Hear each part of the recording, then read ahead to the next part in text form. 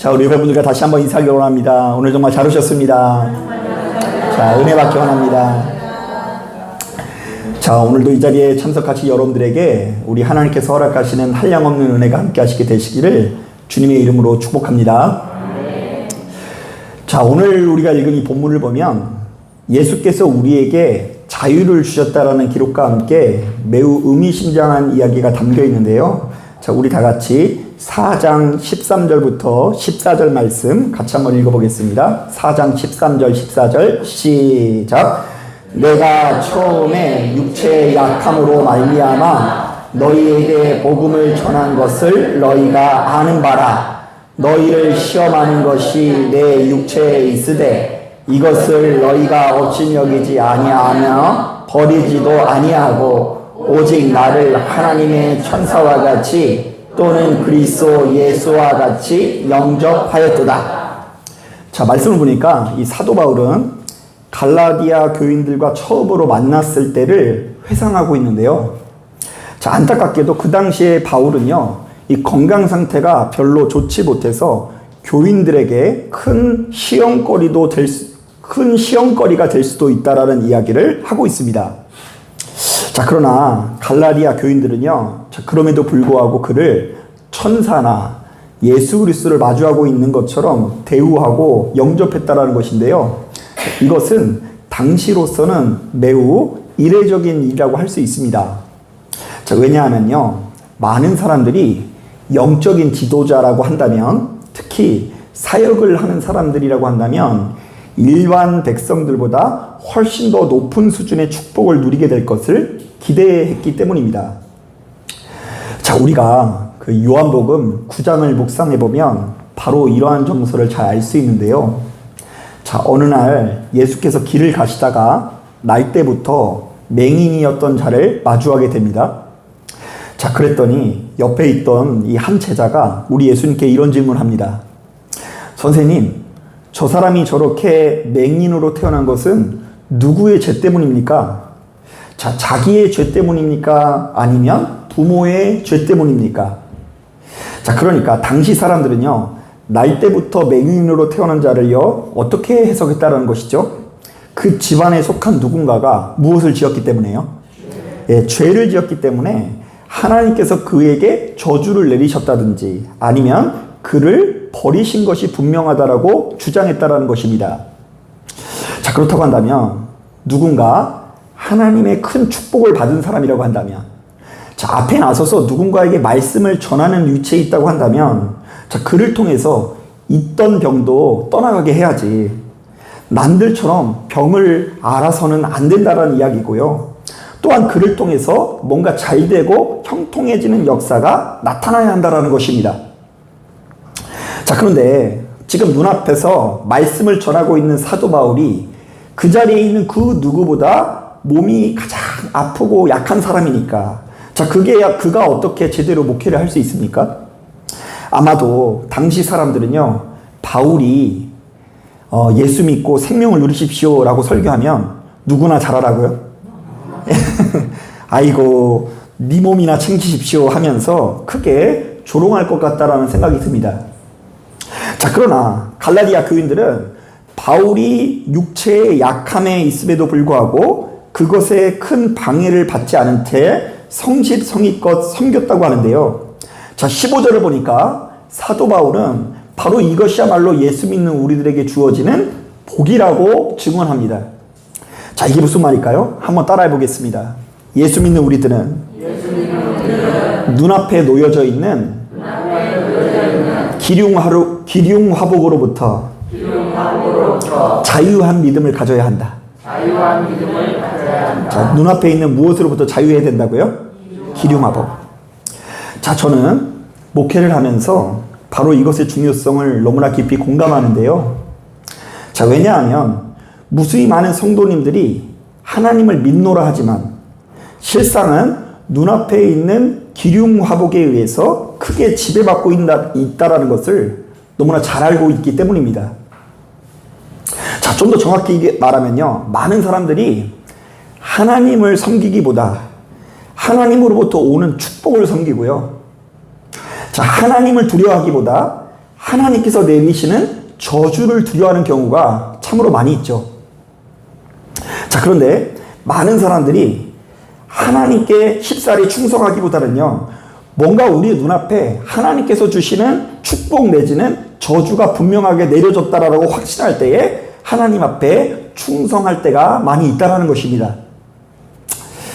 자, 언젠가 그 안 믿는 가정에서 자기 혼자 열심히 신앙을 지키고 있던 한 성도님이 식구들과 함께 여행을 가기로 작정을 합니다.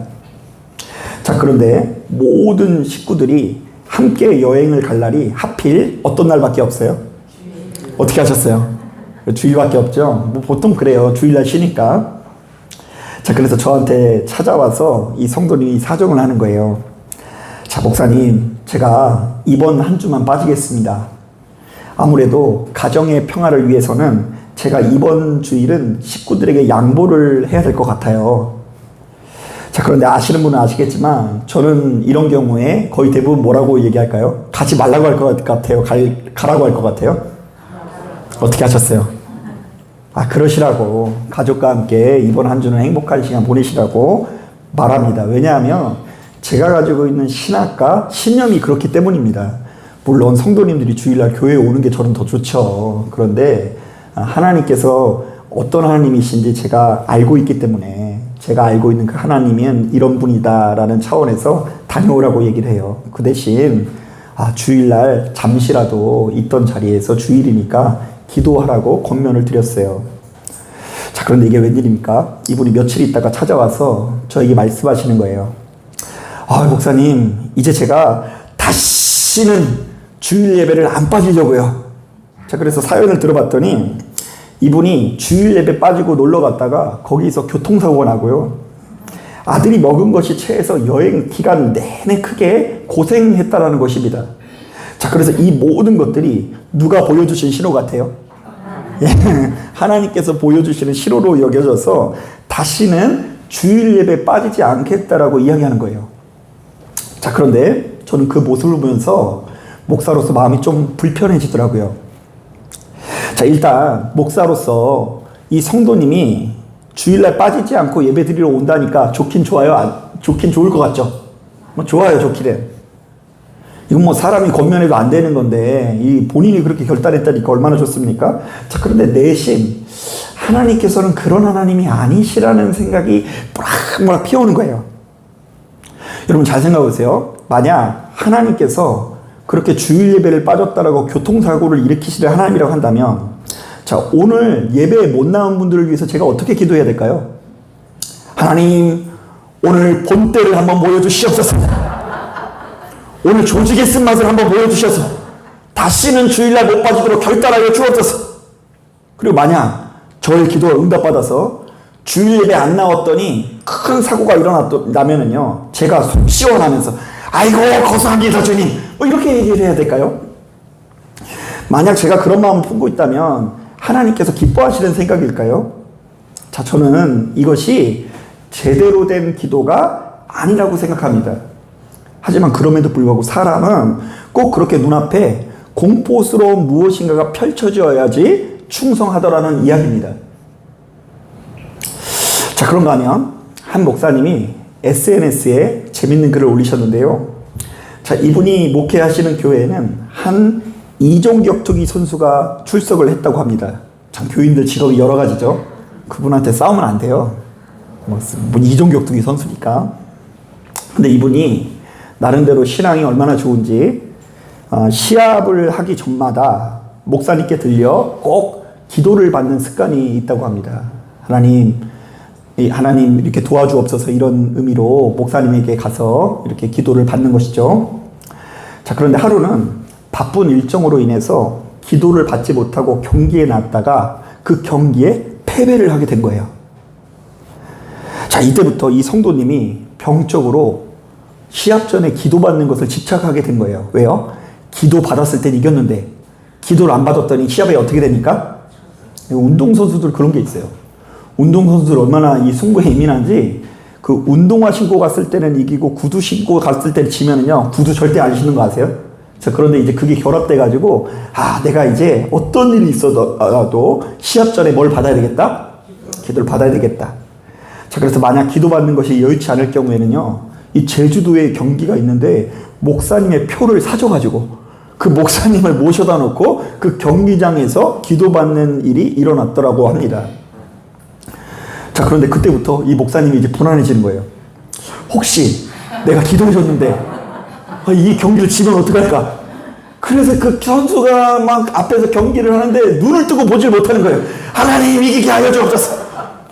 헛발질로 하더라도 그냥 맞아가지고 쓰러지게 하여 주옵소서. 이런 기도가 절로 나오더래요. 자, 분명히 이 성도님은 정말로 그 누구보다 간절한 마음을 가지고 목사님께 나와서 기도 받으려고 하는 건 분명하지만, 자, 우리는 바로 이런 종류의 신앙생활에 대해서 한 번쯤 생각해 볼 필요가 있습니다. 자, 한번 따라해 볼까요? 지금 내가 사랑하는 것은 하나님인가? 하나님으로부터 나오는 승리인가? 자, 어떤 면에서 우리는 하나님께서 주시는 승리가 필요한 거지, 하나님 그분 자체는 별로 필요 없는 것 아닙니까? 아니, 이런 상황 속에서는 하나님을 믿는다라는 것에 별로 그다지 매력을 느끼지 못하고 충성할 필요를 느끼지 못한다라는 것입니다. 오늘 이 주일 예배만 하더라도 그냥 이 주일 예배 안 나왔더니 뭔가 막 불행이 막 펼쳐지고, 주일 예배 나왔더니 뭔가 로또 1등까지는 아니더라도 한 3등, 2등 막 이런 것들이 펼쳐질 때, 우리는 반드시 어디를 가야 되겠다? 교회를 가서 예배를 드려야 된다. 그래야지 우리가 복을 받고 우리의 인생이 형통해진다라고 스스로에게 다짐하기 일쑤라는 것입니다. 자, 그런데 이런 점에서 고린도전서 1장을 보면 매우 중요한 말씀이 있는데요. 자, 유대인들은 하나님께서 주신 표적을 구한다고 하고요, 헬라인은 하나님께서 주시는 지혜를 찾으나, 진짜 예수 믿는 우리들은 무엇을 구한다고 합니까? 하나님께서 주시는 표적도 지혜도 아닌 하나님의 근본 본체, 예수 십자가의 그 능력 그 자체를 사모하며 찾게 된다라고 이야기합니다. 이게 엄연히 잘 따지셔야 돼요. 하나님께서 주시는 지혜나 능력과 표적이 아니라 하나님 그 근본 그 자체를 찾아가는 믿음이 생기게 된대요. 자, 그리고 바로 이때 모든 상황과 조건을 초월하는 하나님의 역사가 나타난다고 하는데요. 제가 한번 읽어볼게요. 세상에 미련한 것들을 택하사 지혜 있는 자들을 부끄럽게 하는 역사가 나타나고, 세상에 약한 것들을 택하사 강한 것들을 부끄럽게 하는 역사가 나타나며, 하나님께서 세상에 천한 것과 멸시받는 것들과 없는 것들을 택하사 있는 것들을 패하게 하는 역사가 바로 그때에 비로소 나타난다라고 이야기합니다. 또한 빌립보서 4장에도 비슷한 말씀이 있습니다. 바울도 예수를 믿게 되면서, 예수를 알게 되면서 어떠한 형편에서든지 자족하는 법을 배웠다고 합니다. 자신은 이제 예수의 이름으로 비천하게 살 줄도 알고 풍족하게 살 줄도 알게 되었고, 배부르거나 배고프거나 넉넉하거나 궁핍하거나 그 어떤 경우에도 자족하는 일체의 비결을 배우게 되었다라고 이야기합니다. 자, 그러니까 예수 믿는 우리들은 바로 이러한 바울의 간증을 크게 두 가지로 요약할 수 있는데요. 첫째, 예수 믿는 우리들은 세상 사람 말고로 아니하여도 나도 역시 세상 사람 어떻게 한다고요? 부럽지 아니하는 역사를 누리게 된다고 이야기하고요. 예수 믿는 우리들은 모든 상황과 형편들을 내 마음대로 조정하고 주문해서가 아니라 그 모든 순간이 내 뜻대로 되지 않을지라도 모든 순간에 자족하는 비결을 배웠다라는 이야기예요. 한번 따라하겠습니다. 진리를 영접한 자는 상황을 초월하는 사람이 되어야 한다. 기쁜 일이 있어서 즐거워하는 게 아니라 기쁘지 않아도 즐거워할 수 있는, 자족할 수 있는 비결을 배워야 한다는 것입니다. 사랑하는 여러분, 예수 안에서 참된 행복이란 사람의 본질이 만족하는 것을 의미합니다. 자, 예수 안에서 참된 행복을 누리는 것은 사람의 무엇이 만족하는 거라고요? 사람의 본질이 만족할 때 행복을 누린다고 우리는 아는 거예요. 자, 그래서 만약 우리 중 물질이 본질이라고 생각하는 사람들은요, 일평생 물질의 풍요를 누리기 위해서 노력할 것입니다. 아무리 많은 돈을 벌어도 더 벌기 위해서 빚을 질 거예요. 왜요? 베팅하는 액수가 많으면 많을수록 더 크게 벌 거라고 착각하기 때문입니다. 만약 사람의 인정, 성공, 출세가 우리 인생의 본질이라고 생각하는 사람들은 바로 그것을 얻어내기 위해서 수단과 방법을 가리지 않을 거예요. 본인도 모르게 그러한 만족을 찾아서 사방을 헤매고 유리할 수밖에 없는 것입니다. 그리고 자신이 정말 중요하게 생각하는 바로 그 물질이나 사람의 인정이나 성공이나 출세를 얻기 위해서 전능하신 하나님의 힘마저도 이용하려고 할 거예요. 자, 그렇기 때문에 이런 종류의 사람들은 하나님보다 더 중요한 물질이나 사람의 마음을 얻기 위해서 여기까지 인도하신 하나님을 얼마든지 버릴 수도 있는 것이죠. 하나님 왜 못 버려요? 하나님보다 더 중요한 돈을 벌 수 있는데. 하지만 참된 그리스도인들은 영혼의 만족을 가장 중요한 가치로 여길 수밖에 없는데요. 자, 바로 이런 종류의 사람들은 매사에 나를 지으신 하나님의 얼굴을 바라보며 그 하나님의 섭리와 손길을 강구하기 마련인 것입니다. 그리고 내 영혼의 극히 깊은 곳에 만족을 주신 하나님으로 인해서 감사하고 다른 여타의 문제에서 자유해질 수 있는 것입니다. 자, 이번 추석 연휴를 맞아서 저도 역시 이제 아들이기 때문에 이제 목요일 날 부모님을 찾아뵙고 금요일에 다시금 시화로 돌아왔거든요. 되게 짧죠? 자, 그런데 와서 보니까요, 요 며칠 이 길거리가 얼마나 한산한지 모릅니다. 확실히 많은 사람들이 추석 연휴를 맞아서 고향에 이렇게 떠났다라는 것이 확실히 느껴지는데요. 특히 어제는 추석이지 않습니까? 토요일에는요, 식당도 제법 좀 문을 닫고요. 사람이 진짜 많이 없다라는 느낌이 들더라고요. 자, 그런데 이 쓸쓸한 가을날, 날씨도 이렇게 좋은데 저는 어디로 갔을까요? 불빛 하나 없는 어디로 갔을까요? 동굴 아니에요. 우리 교회로 와가지고 이렇게 들어오게 되는데요. 마음 한구석에 왠지 이제 온 주변이 이렇게 굉장히 차도 별로 없는 것 같고 한산한 것 같으니까 괜히 쓸쓸한 마음이 들더라고요. 아, 이렇게 날씨 좋을 때는 어디 나가서 나들이라도 가야 되는데 그냥 아침부터 나와가지고 늦게까지 이제 저 나름대로 주일을 준비해야 된다는 어떤 숙제 같은 것들이 느껴져서 왠지 마음이 휑하게 느껴졌어요. 자, 그런데 막상 교회에 나와서 기도하는 가운데 다시금 제 마음이 산뜻해지는 거예요. 왜요? 일단은 내가 이렇게 마음껏 기도할 수 있는 처소가 있다는 것이 너무 감사하고요.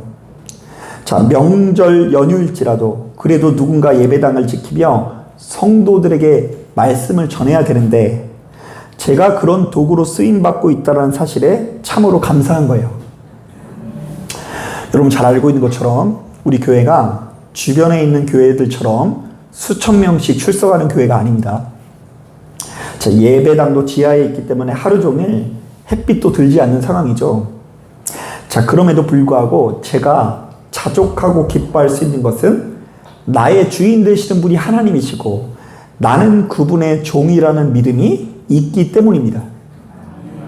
자, 그래서 나의 주인 되시는 하나님의 일을 한다라는 그 기쁨과 책임감으로 만 가지 괴로움과 고독을 이기게 되는 거예요.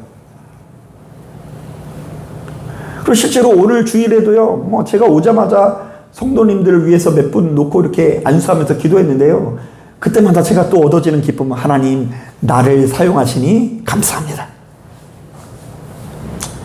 자, 그렇다고 해서 제가 이제 모든 것을 다 이루고 승리했다는 것은 아닙니다. 저도 역시 인간인지라 수시로 여러 가지 괴로움과 고통이 찾아올 때가 있습니다. 자, 이 목회를 하는 중에 여러 가지 번민과 괴로움이 찾아올 때가 왜 없겠습니까? 자, 그런데 제게 찾아오는 허다하게 많은 고난 중에 바로 이것을 이기게 만드는 기쁨이 있는데요. 자, 빌립보서 4장에는 바로 이 기쁨을 이렇게 소개하고 있어요. 제가 한번 읽어볼게요. 아무것도 염려하지 말고 다만 모든 일에 기도와 간구로 너희 구할 것을 감사함으로 하나님께 아뢰라. 그리하면 모든 지각에 뛰어난 하나님의 평강이 그리스도 예수 안에서 너희 마음과 생각을 지키시리라. 자, 그리고 그 밑에 보면 또 이런 말씀이 있어요.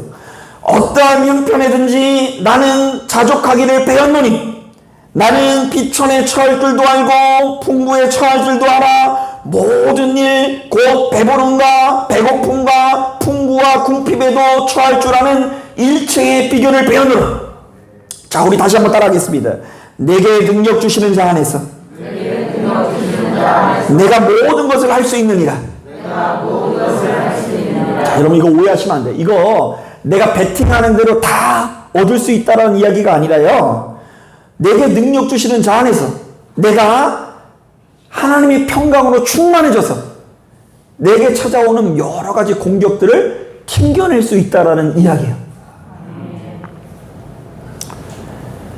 사랑하는 여러분, 우리의 인생이 참 만만하지 않습니다. 일단 이 세상의 아름다움이 수시로 우리의 눈과 귀를 유혹해서 우리를 세상에서 가장 가난하고 초라한 자로 만들기 일쑤입니다. 또한 주변에 있는 사람들은 죄다 잘나가고 대단하고 능력 있는 사람인데 나만 뒤처진다라는 생각이 사로잡힐 수 있습니다. 그리고 어떤 경우에는요, 흘러가는 세월 앞에서 그 어떤 이유도 없이 슬픔과 괴로움, 참을 수 없는 외로움과 고독함이 우리의 심령을 공격할 수 있어요. 뭐 젊다고 해서 마냥 편하고 행복하냐 그런 것도 아니에요. 젊은이는 젊은이대로 고독과 괴로움이 있고요. 나이가 지긋한 어르신 나름대로 고독과 외로움이 있는 것이니. 그런데 바로 이런 상황 속에서 예수 믿는 우리들이 눈앞에 놓여져 있는 세상 축복과 기쁨에만 마음에 두고 정작 전능하신 하나님과 친밀히 교제하는 법을 배우지 못한다고 한다면 좀처럼 장성한 믿음의 분량에 이룰 수가 없는 것입니다. 여러분, 사람이 어느 때가 되면 하나님 외에는 아무 소용이 없을 때가 옵니다. 하나님 외에는 아무런 소용이 없을 때. 그게 언제라고요? 바로 지금이에요. 따지고 보면 내 영혼에 진짜 필요한 거, 어쩌면 그거 다른 세상의 것이 아니라 우리 하나님일 수 있는 것입니다. 그러므로 예수 믿는 우리들은 진짜 하나님의 얼굴을 마주하고 내 영혼의 극히 깊은 곳에 있는 고독과 외로움을 끄집어 가지고 나와 우리들을 향한 공격들을 물리치고 자유한 법을 배워야 합니다. 내가 기도했더니 하나님께서 나의 기도를 응답하사 나를 거부로 만들어 주신다. 물론 그런 역사가 약속되어져 있어요. 건강할 것이다. 그런 역사도 약속되어져 있습니다. 그런데 그리 아니하실지라도 아무도 없는 예배당에 고독과 슬픔을 가지고 와서 이 자리에서 아무도 보는 사람 없을지라도 하나님을 찬양하기도 하고 기도하기도 하고 아무도 분명히 없지만 분명히 예배당에 들어올 때와 돌아갈 때의 내 마음이 다르다는 것을 수시로 경험할 수 있어야 됩니다.